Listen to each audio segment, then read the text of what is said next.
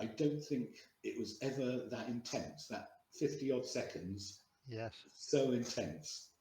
Yeah, I'm an even worse navigator. I'm notoriously unwell in the passenger seat, so Oh I dear. think that'd be a bad choice. Two petrol halts, total mayhem. You were lucky to finish. You would finish. Me and my little Cooper S would be 45 minutes to an hour slower than the winners. Yes. It was just insane. Yeah. Oh, he's a dark horse. He does everything.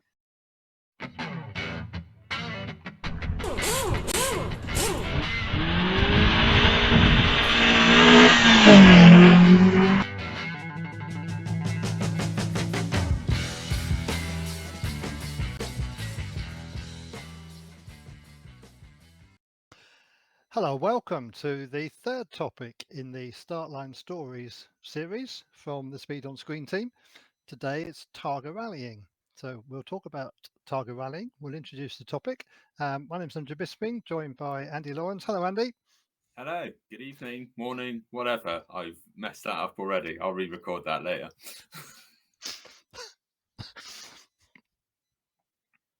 Yep. Hello, Andrew. Hello, Andy. Welcome. Targa Rally. I'm not sure if you've ever done a Targa Rally, but I think we're all going to learn something from what we've got prepared. And also a little bit later, we'll be inviting Worth Birkill to join us. He's the clerk of the course for the forthcoming Bustard Targa Rally on the 18th of November. So we'll introduce Worth very shortly. First of all, the obvious question, what is a Targa Rally? I'm sure there'll be various descriptions, and Worth will probably give us one later. But a way of thinking of it is it's like a cross between a rally and an auto test, but probably in a bigger space. So you have the cones that you might see in an auto test, but also much bigger spaces to make it more like a rally. And the other important thing compared to our initial topics is you will definitely have two people in the car because you'll have a driver and a navigator. And the aim, quite simply, is to follow the correct route in the quickest time that you possibly can. That's a high level view of it. We'll get the expert view in a little while. The obvious questions are, what do you need to compete? You basically need a road rally car. So it's a subsection of road rallies. The car needs to have a valid MOT, be taxed and insured. It's one of those bits of sport because it can go on road as well, where we're not trying to be too conspicuous in what we do. So fundamentally, you have single color cars maintaining their internal trim, so they're relatively similar to normal cars, and to manage the power, an engine with a maximum of 4 cylinders, and if there's nighttime activity, a maximum of 4 forward-facing beams. Forced induction is possible for diesel and petrol engines under 1500 cc, and that's really the key elements of the cars. Which probably means, before we exhaust our knowledge, Andy, it seems like a really good time to introduce Worth. I think that sounds like a really good plan because you've exhausted my knowledge already. Excellent. Worth, welcome. Hello to you. Hello. I think we're about to enter a storm, aren't we? So we'll hope you don't blow away whilst we're having this conversation. Targa Rallying. It was proposed by the great late Philip Young, who started endurance rallying and what have you, and historic regularity rallies and all of that. It has various different forms, being everything from single venue, which we as in Salisbury and Shaftesbury running the Bustard Targa in a couple of weeks' time, to multi-venues that use forests, and the Exmoor last weekend rather, used Porlock toll roads. It's not really, as Andrew says, auto test type things. It's more the Targa tests have to run to an average of 30 miles an hour, which can be difficult to achieve at times, because they have to do passage controls where they have to stop and get a signature from a marshal, a route check where they have to stop and record a code board, which is usually a sort of 5 or 6 letter number plate. Yep. Which may be across or vertical, just to make it harder. Also generally cone maneuvers where they might have to do a slalom through things. That's all to keep it down to 30 miles an hour average. Yes. So I guess what you're picking out, isn't it, is some of those things will seem very familiar to people doing navigational road rallies, but the Targas are not on the road, are they? They can be airfields, as you say, forest places like that as well. And am I correct? I think I'm correct in saying that there has been some movement from people who want to save on the cost of doing stage rallying, actually taking that little step down into Targa rallying. Is that something you've seen? Yes, a fair number are. If you think for a 40-mile stage event through the forests with all the costs involved of the safety and what have you, even an entry fee for 40 odd miles is £700 to £800. A similar Targa, obviously going slower, has fewer safety requirements and would be between 150 and 200 for the same sort of 40 miles. Yes, it's interesting. So one thing I wanted to draw out was the kind of cars that are suitable, and whether there's a trend of there being a difference between single venues and multi venues in the characteristics of those events. What are your thoughts on that, please? It all depends on the venues. Some venues are very smooth. Some venues are a little bit rougher, so you need a sump guard and proper suspension and what have you. So it all comes down to the venue, really. Technically, as you say, you could do a road rally in an absolutely standard car, but I don't think there's probably many Targa events that you could do one in a standard car with no sump guard or whatever. No, so okay, I suppose thinking locally, Andy, to where you and I are, we've both competed at Kemble in auto solos, haven't we? But I believe that Kemble is also used for Targas. So does that mean people need to be really careful in making sure they have the right car for the event and understand the type of event they're entering first of all? Oh no, having been through Kemble, you could do it in a totally standard car. Yes. No trouble. Okay. So I believe I've seen on Motorsport UK's streetcar site. So that's the marketing initiative to encourage people to do things in their ordinary streetcars. Some of the Targas are now deliberately badged as streetcar events as a Yes, signal that those more standard cars are suitable. And correct. I'm guessing that people then maybe might start with the smooth ones and then move on to the more challenging ones. I would think so, yes. Certainly, as you say, Kemble and other airfield type based ones, no problem in a standard car. Yes, and looking at the BTRDA website, they do a silver star competition for the smoother ones and their gold star awards for the um, More challenging. the more challenging and adventurous ones. Yes, yes. So car preparation, you hinted at there. Sump guards. What else? Let's say it was an event like the Exmoor last weekend, going into the forests. What would be typical car preparation for cars doing that type of event? Certainly a sump guard. I think the Exmoor specify that you have to have a half cage, Yep. and certain tyres as well. Obviously, running under road rally regulations, you have to have door cards and all the other interior trim. Yes. So this is keeping the cars looking visually pretty Yes, pretty close to normal road going cars. Yes, Yes, yes. And you've mentioned tyres there. Is that a hot topic? it will be. Yes, it is. Go on then, tease us. What makes it a hot topic? The reason it makes it a hot topic is that it comes down to landowners, venues, and what have you, damage to roads.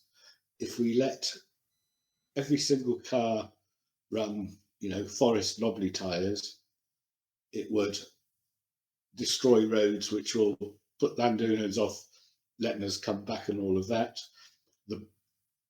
which is great. But the downside of that is all the events, many in the southwest and other places, specify non-knobblies and have a sort of tyre list. Brilliant. Thank you. And typically, what's the sort of split between people that drive their car to the event, maybe the more standard ones, and the people that take them on trailers? Some do, some don't, Yes. on the subject of who drives to events and who traders them. Yes. Okay. So have you But competed? equally, many people drive 100, 200 miles to go to an event. Yes. So Yes.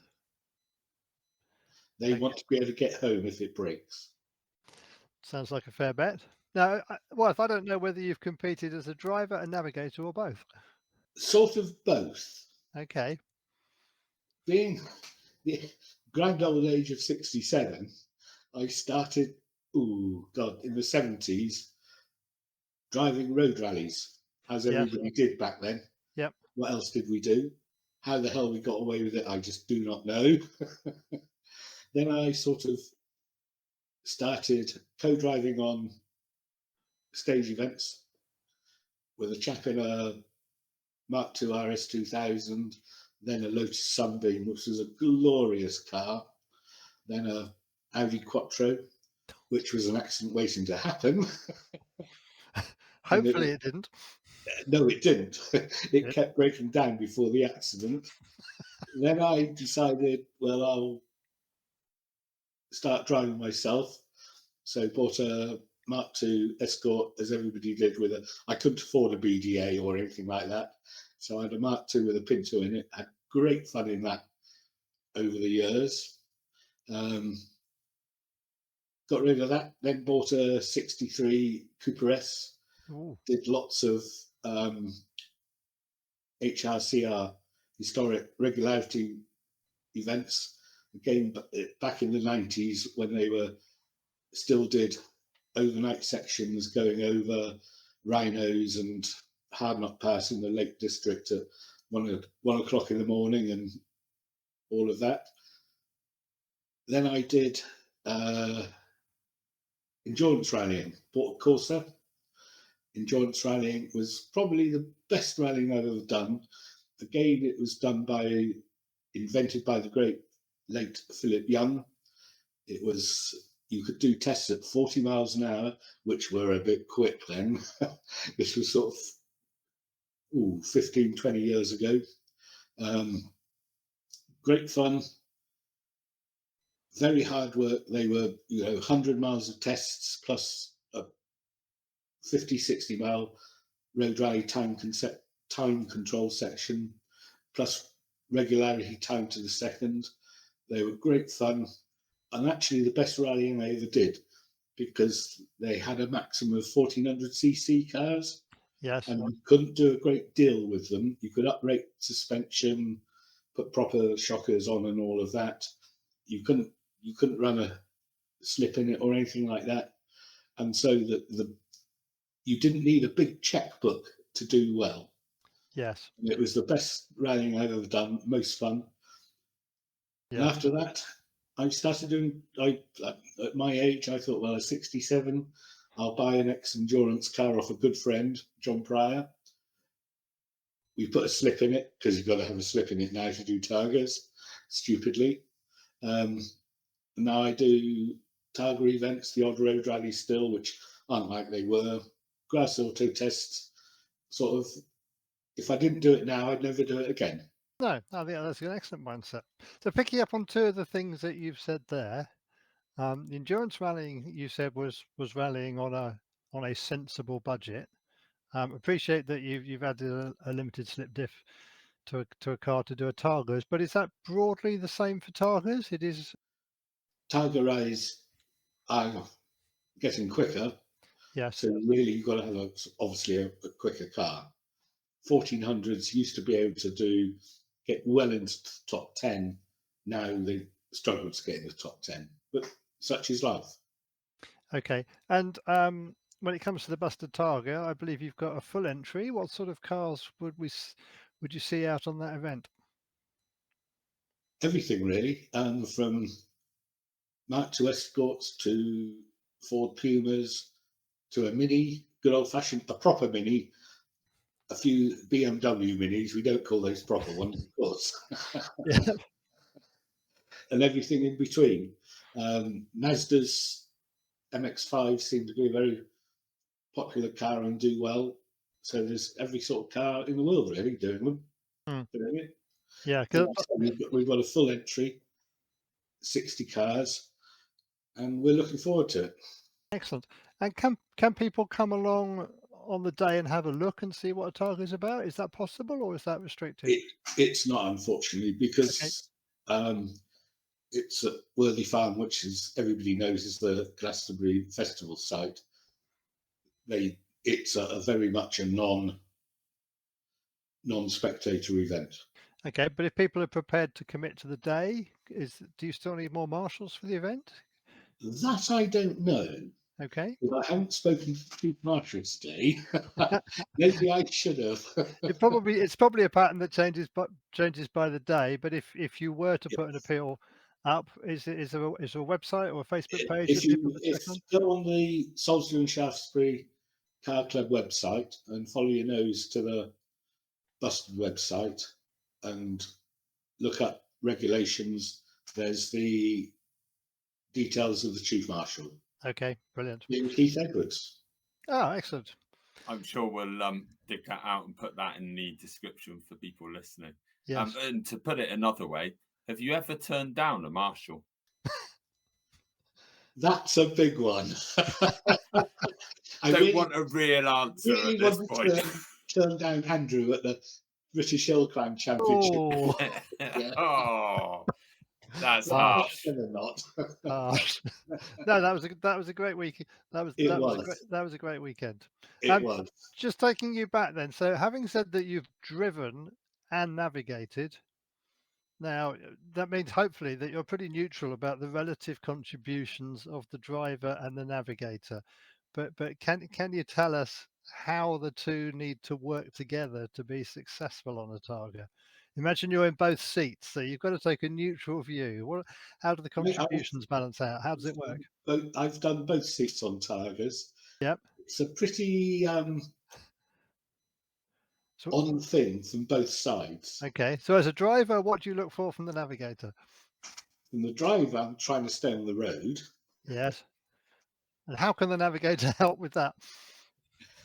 Tell me exactly where the passage controls are, the cone manoeuvres are, and all of that sort of thing, how far they are away coming up.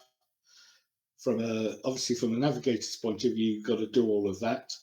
On the Bustard, we actually give them proper maps, which we put junction numbers on the ground, and the junction numbers are on the maps as well. So it's sort of navigation by junction numbers. Obviously, we have the odd arrow and we take things off so people can't really go wrong. Yes. But if you do go wrong and have to turn around, it's a safe way to turn around because there's lots of view at each junction. If you think that Worthy Farm is about a mile by a mile and a half, okay, and there's 9 miles of roads in there. Wow. So we change every test. We have what we call sector crews. So every time we run a test one way, we can slightly change it for the next. They put up tapes and take down tapes and move things, and it's all set up for in the afternoon. we run it in reverse, but everything's set up. So all the junction numbers are set up for both ways. Everything was set up for both ways. Yes. So we run, I think we're up to 32 miles this year, and the first car starts at 11 and finishes at 3:30. Yes. So it's a pretty busy day in terms It of is. the number of miles, and They within get about, those tests. when they get a rest, they get about 20 minutes in the paddock Yes. before they have to come out again. And then when everything is reversed, we add another half hour so we can recover any crews that have, any cars that have broken down.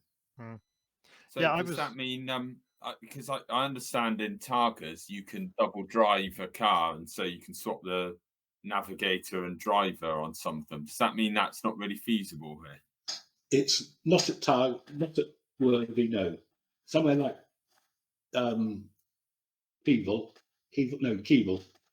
Campbell. Yeah, that one.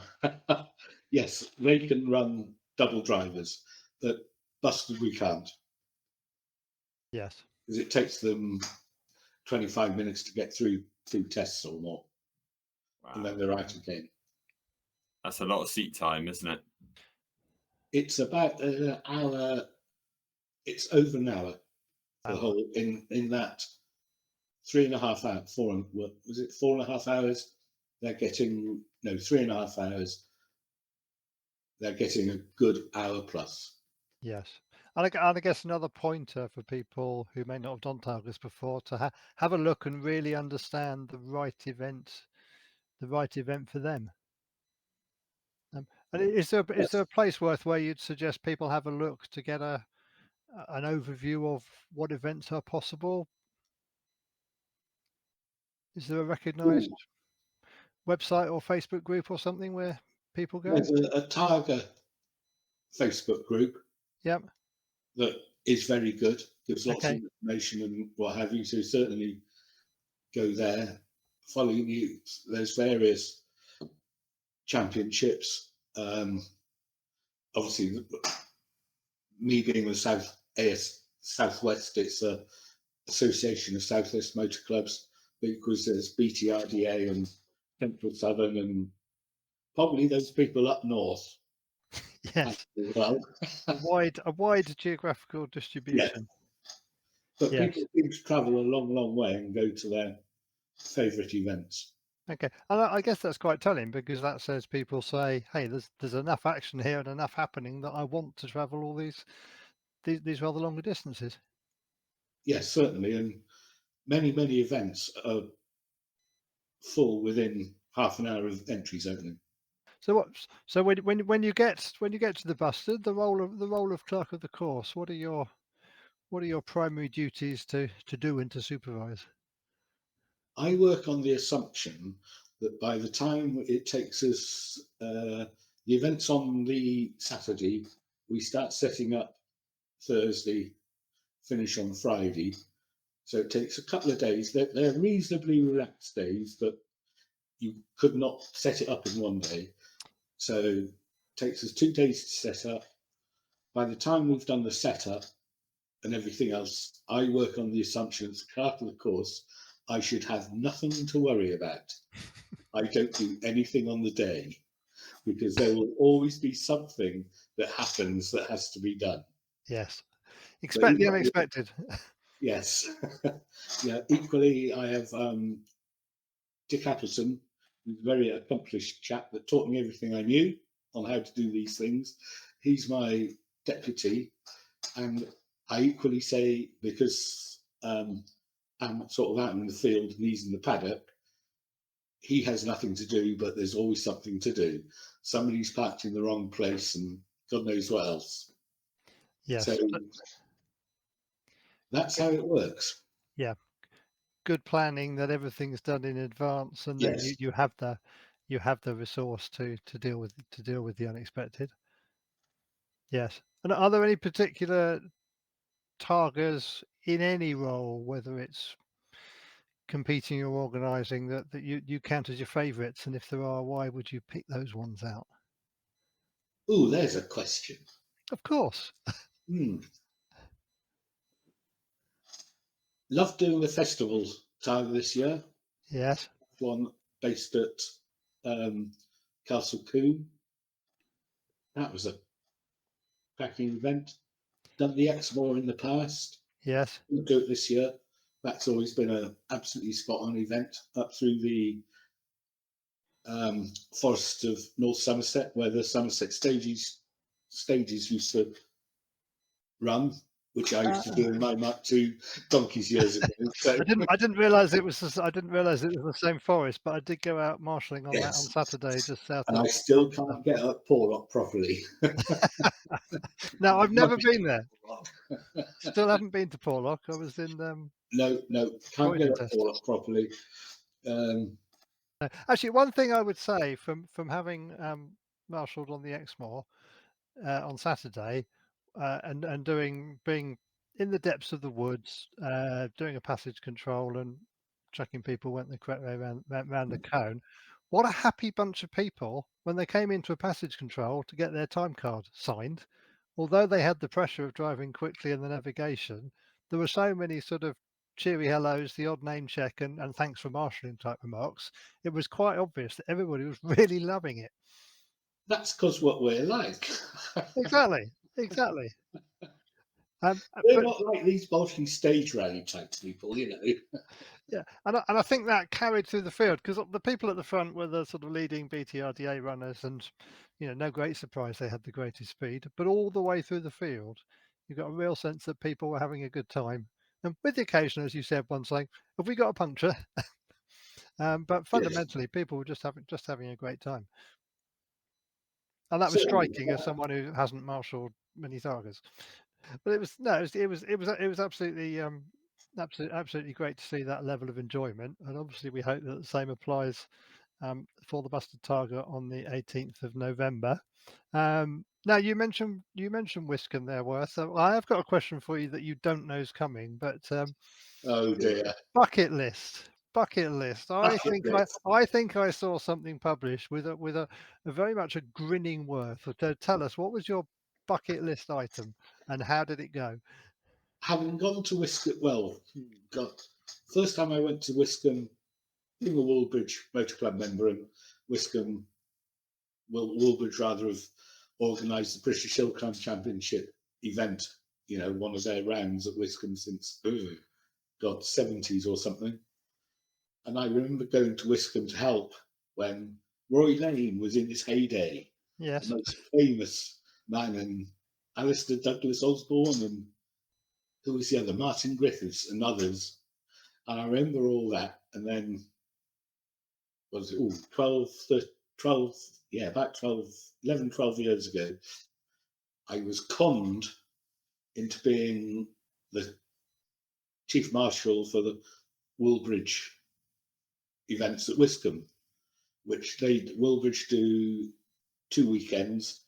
There's 6 weekends at Wiscombe, so that was up to 4 days. And then I got conned into helping the 500 Owners Club and the MG Club. So I've ended up doing six days chief marshal out of the 12. Brilliant. And I haven't got my little MGZR to play with. I thought, I've never actually done a hill climb. Never, ever, ever. It's never really, before the event, it never appealed to me. Right. And I went there when was it? Back end of September, when there was the extra event put on. And I thoroughly enjoyed it. Had to borrow overalls, had to borrow a helmet, Yeah. all of that. Having been on the start line a couple of weeks before, at least I knew how to let the start crew line me up. And after that, the first run up on the Saturday was a total and utter adventure into the unknown. Into the unknown, but hopefully not the undergrowth. No, not the undergrowth. Being the first time ever that I had to go through the novice drivers, what do you call it? Briefings. Driver's briefing. From it was Dave Pearce or Jason Hayes. One of them was going to do it. Dave did it, and he looked at me very embarrassedly, as I did. said, "Do you know this?" And I said, "I might do." I've walked down it a lot of times, but never driven up it properly. Did But one of them well, sneak L plates on the back of your car while you weren't should looking? have. The problem was I had to get up. If I didn't complete the first practice run, I couldn't do the rest of the day Okay. because you have to get up the first run. Yes. Good friend said, "Get through the gate, Worth. Get through the gate." Always good advice. Yes, always good advice. And the first bend, as many people know, is a square left, which I totally cocked up the first time. I did a sort of little chicken lift over what's called Bunny's Leap, which, first time, just to get up. And every run, I sort of thought, I'll do this a little bit different, do that a bit different. So the next time up, I went somewhat better round Wiz Corner, which is a square left. Suddenly found myself changing up into third, a couple of car lengths earlier, going over Bunny a bit quicker without a chicken lift, and arriving at the gate a bit quicker. And on it went. And every time I went over, I don't think I've ever, even when I used to do stage events, I don't think it was ever that intense. That 50 odd seconds, Yes. so intense. And every time I went over the finish line, I was starting to knock my head. I think it would make the timing beam. Not that it did. And You thought you were doing the 800 meters on an athletics track. something like that, yes. Well, it's about 950 meters, isn't it, or something like that. Well, I did pick roughly the right length. And after the final run on the Sunday, which was 8, I found myself banging the side of the car, hollering at myself. Brilliant. So yeah, it was a one-off. Thoroughly enjoyed it, but really glad I did it. It is a different view from a marshal's post to being in the car on the hill, isn't it? Oh yes, yes. Just- I also disappeared up the very final corner is a hairpin left called Yes. Martini, and I thought, well, I'll break a little later this time on the 7th, the third run up on the Sunday, and Mabel, which is what my ZI was called, I didn't name it that, decided that nope, not going to turn left here. So we disappeared up to the escape road, and in rallying terms, we got a wrong approach into the top paddock. Yes, but did you console yourself with the thing of it? If it's good enough for the British hill climb champion, it's good enough for you. Yes, I saw him do it. Yes. Me and Wallace, we're like that. Oh, excellent. I was going a lot quicker than he was. I don't know about you, Andy, but what I'm getting a sense of from Worst Tale is look what happens when someone that's really experienced in a type of motorsport, and it doesn't really matter which one it is, tries something else. Yeah, what I'm hearing is that when you like one kind of motorsport, you give it beans when you do a different type of motorsport, and it all translates, doesn't it? Yes, yes. But it's interesting the different kind of buzz you get from rallying to hill climbing or whatever. I think I absolutely agree with that. It's that buzz. It's that run up the hill that is so intense. Yes. I'm not sure I actually breathed from the start line to the top. I probably did, otherwise I'd have passed out halfway along Castle Straight. Yes. Yeah. But the excitement in your voice, with the greatest of respect, as you've acknowledged, you're not an 18-year-old novice. You're a 67-year-old who's had a first go and found it to be absolutely wonderful. Which is, I think, is the thing with anybody. So anybody listening to this podcast that thinks, "What's this Targa rallying about?" I mean, I don't know about you, Worth. So do you think we should get Andy into Targas now? Yeah, can he drive or navigate though? I'm a terrible driver. Yeah, I'm an even worse navigator. I'm notoriously unwell in the passenger seat, so I think that'd be a bad choice. I'm also looking at things that you can do with a younger driver as I'm going from at the moment a single driver household to a 2-driver household. So it's next year, I think, is going to be all about the auto solos, maybe the odd sprint. So we'll see what happens. So they're going to put you on the spot, Worth, and I hope you got the answer, because otherwise I'm going to have to find it. Minimum ages for Targa drivers and navigators. There were certainly some young faces on the Exmoor.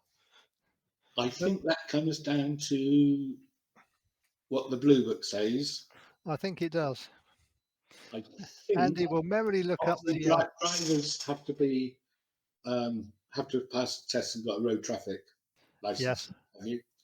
Navigators, I think on a road rally is 12 or is it 14? My instinct was 14, but we'll set Andy his homework. I think it's my instinct 14. Is 12 because that's what it is on a nav scatter, for example. But bear with me, and I will Google it.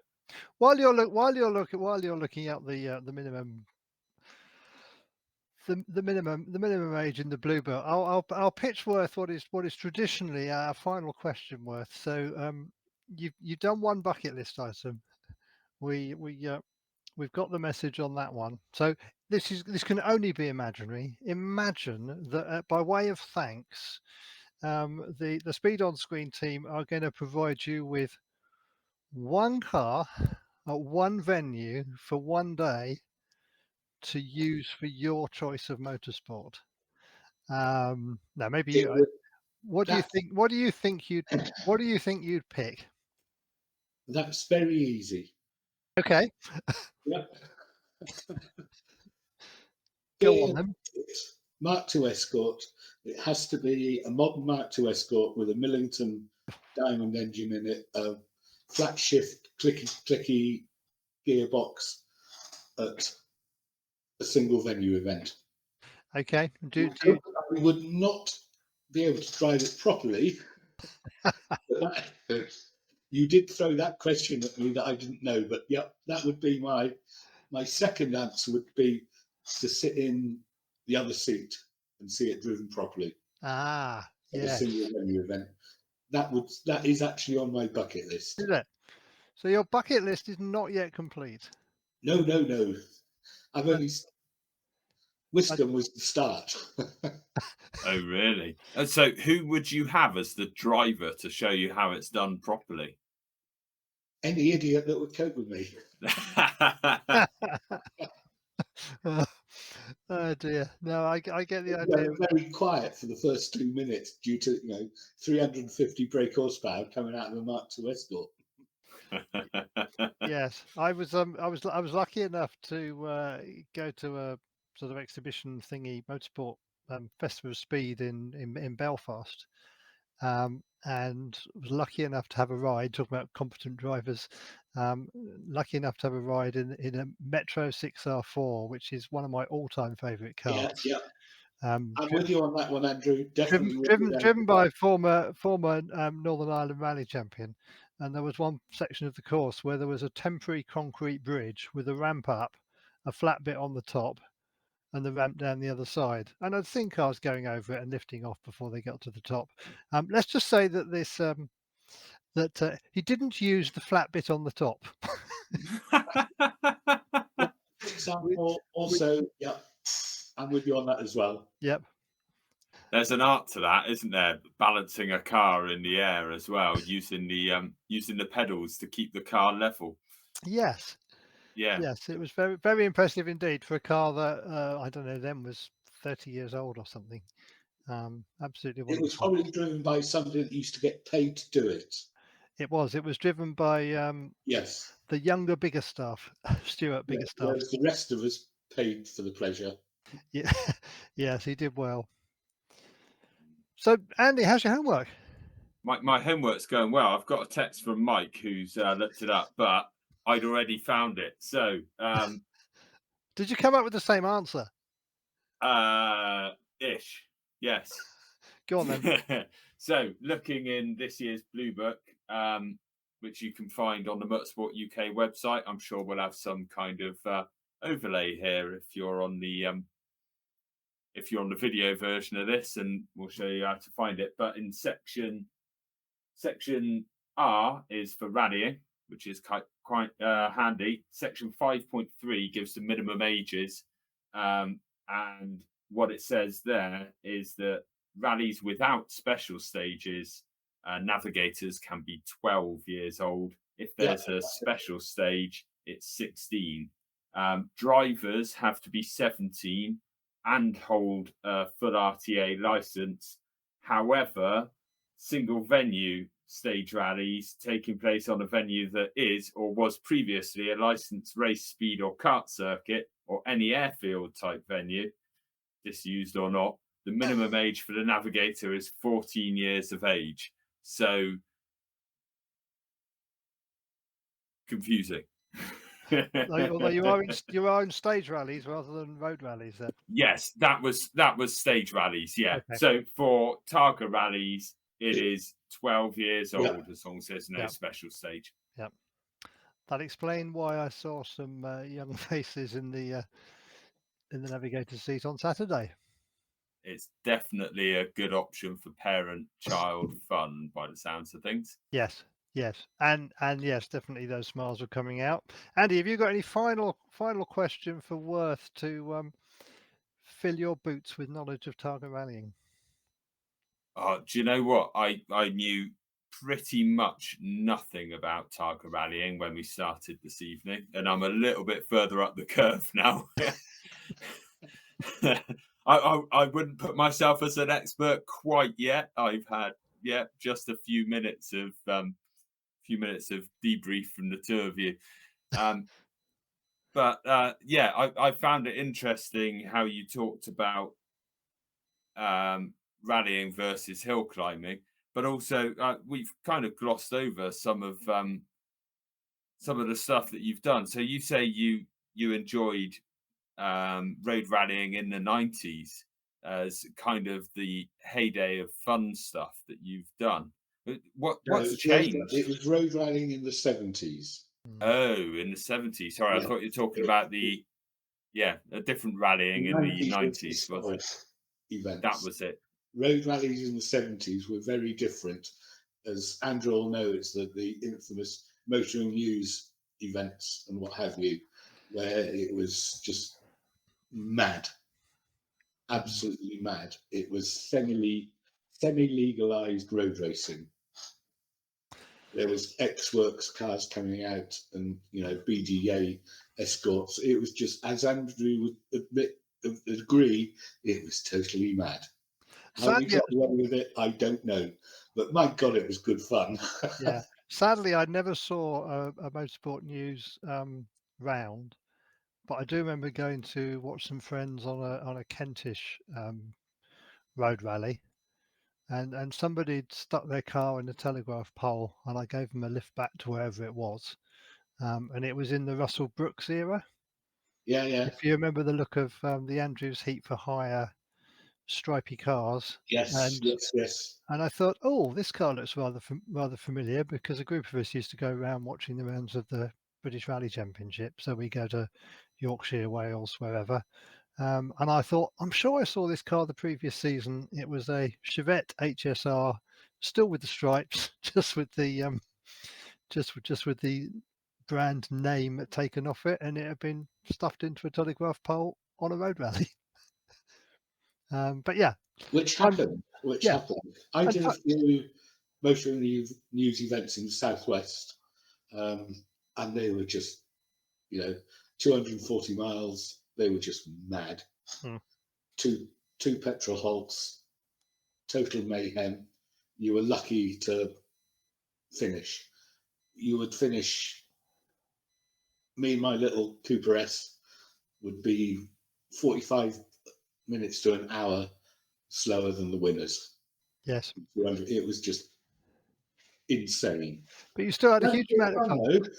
Yes. Well, keep the smile. And we couldn't do now. Back then, if there was a minor road over a road, everybody just turned their headlights off, see any other lights, and go straight over. Now, obviously, you stop, give way and stop, and sensible of things have come in. It was just staggeringly stupid. Yeah, I think times change, cultures change, expectations change. But hey, we didn't have Targa rallying then. No. So We all had great fun. yeah, exactly. Brilliant, absolutely brilliant. Thank you very much for joining us on this podcast, Worth. If people have got questions or feedback, then speedonscreen@gmail.com is the email address. So thank you everybody for watching or listening. The next topic to come up will be in a few weeks' time, which will be trials. Andy, I don't know about you. I've thoroughly enjoyed catching up with Worth for this session and hearing some of these tales, but also just that unbridled enthusiasm for the sport coming through. What about you? Well, you're certainly enthusiastic at the start. I'm not so sure about now that we've just cut him off. But you haven't quite yet. Yeah, no, I really enjoyed myself. Hearing some of the stories there was quite good, and learning a lot about Targa Rallies as well in the interim. Brilliant. So thank you, Worth. Thank you, Andy. We look forward to seeing you again for a next set of Startline stories. But it's All goodbye right, now. Good. Isn't it? Because Warbridge tends to do an annual taster, don't they, for trials? So they do. Yeah, I took Archie down for that annual taster. Well, was it a taster? I'm not sure. It was September. No, in fact, it came up on my timeline last week. So it was 3 years ago last week. Yeah. And they did a trial down opposite Clay Pigeon. And I went down there and I bought a RAV4. That would have been a Woolbridge one. Yeah, it was, yeah. Quite a good number of taster trials. Yeah, and I took a road car, a RAV4, and I had some slightly knobbly tyres on, which I bought off Dave Greenslade, because he's actually a dealer for knobbly tyres. Dave Greenslade is? Yeah. Oh, he's a dark horse. He does everything. I didn't know that. Yeah, and so I bought some tyres off him on the Friday, nipped down on the Sunday, and just had a go at this trial with Archie. It was brilliant fun, like going up some pretty steep stuff, but just sitting there on the limiter, just like it's the thing just wheel spinning up the. It was absolutely brilliant. Hooligan. And then like driving along, and there's a ridge, and you come to the top of the ridge, and the thing just goes. I can't see anything beyond my bonnet. All I can see is the valley on the other side. And you're just like, well, I think. Halfway between Yeovil and Dorchester? I think so, yeah. It's literally opposite Clay Pigeon Raceway. Long way down to get to the venue, off the main. Yeah, it is, yeah. And like you're just driving along and like just you go straight down and then you go like this and then after you've done that, you see the bottom, and you're like, oh, the bottom looks like that. But Andy, that's like going through the gate at Wiscombe. Yeah. Believe me, going through the gate at Wiscombe is not like that.